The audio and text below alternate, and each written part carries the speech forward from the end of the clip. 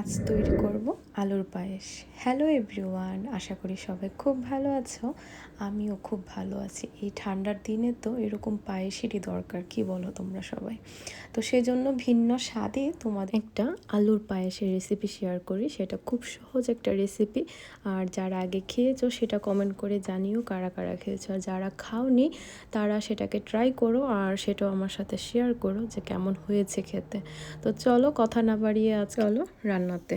তো প্রথমে যেটা লাগবে সেটা হচ্ছে আলু, আর সেটাকে খুব ভালোভাবে ম্যাশ করে আমি নিয়েছিলাম যাতে কোনো ধরনের দানা না থাকে। আর তার সাথে লাগবে গাজর, সেটা আরও বেশি আকর্ষণীয় করে তুলে দেখতে খুবই লোভনীয় লাগে, সেজন্য লাগবে গাজর। আর গাজরটাকে আমি গ্রেটার দিয়ে গ্রেট করে নিয়েছি। আর এখন আমি যেটা করেছিলাম, দুধটাকে ভালোভাবে জাল করে এটাকে ঘন করে নিয়েছি।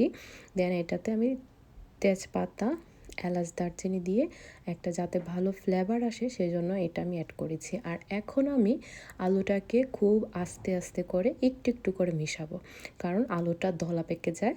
আর সেজন্য আমি আস্তে আস্তে একটু একটু করে সেটাকে আমি মিশাবো। আর এতে করে দুধের সাথে খুব ভালোভাবে এটা মিশে যাবে। আর যেটা করতে হবে, চুলার জালটা একদমই লোভাবে দিয়ে রাখতে হবে, তা না হলে সেটা ঘন হতে থাকে। কারণ আলুটা তো অনেকটা বেশি ঘন হয়ে যায়, দুধটা দেওয়ার সাথে সাথে সেটা আরও বেশি ঘন হয়ে যায়, তখন সেটা পুড়ে যাওয়ার চান্স থাকে। তো সেজন্য চুলার আঁচটাও আমি একদমই লোভাবে রেখে এটাকে খুব ভালোভাবে আমি মিশিয়ে নিয়েছি। আর এটা দেখো খুব তাড়াতাড়ি সেটা ঘন হয়ে যায়। তো এখন আমি সেটাকে আবারও জাল করব যাতে আলুর সাথে সেটা দুধটা খুব ভালোভাবে মিক্সড হয়ে গেছে সে পর্যন্ত। দেখতেই পাচ্ছ আমি কতখানি দুধ নিয়েছিলাম সেখানে, আর সেটা শুকিয়ে কতটুকু হয়ে গেছে। তো আসলে এইটার স্বাদটাই হচ্ছে যত দুধটা ঘন হবে আর যে সরগুলা জমা হবে, সেই সরগুলা যখন এটার সাথে মিশিয়ে দেওয়া হবে সেটার স্বাদটা কিন্তু এটাতেই হয়। তারপর আমি এখন দিয়ে দিচ্ছি গাজরগুলা দিতেই দেখো এটার রঙটাই পাল্টে গেছে, আর মানে আরও বেশি লোভনীয় লাগছিল না?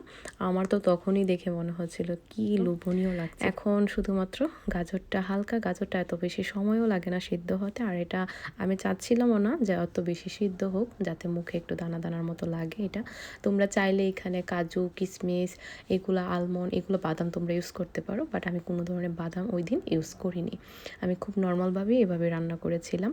তারপর এখন আমি চিনিটা দিব, কারণ চিনিটা খুব লাস্টে পর্যায়ে দিব, কারণ এটা যখন অনেকটা ঘন হয়ে যায় তখন যখন চিনিটা দেওয়া হয় তখন একটা জল ছেড়ে দেয়।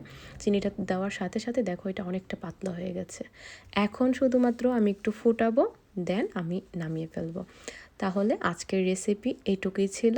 তোমাদের কাছে কেমন লেগেছে সেই রেসিপিটা বলো। আর আমি তো রাতের বেলাই বানিয়েছিলাম আর রাতের বেলাই খাওয়া শুরু হয়ে গেল।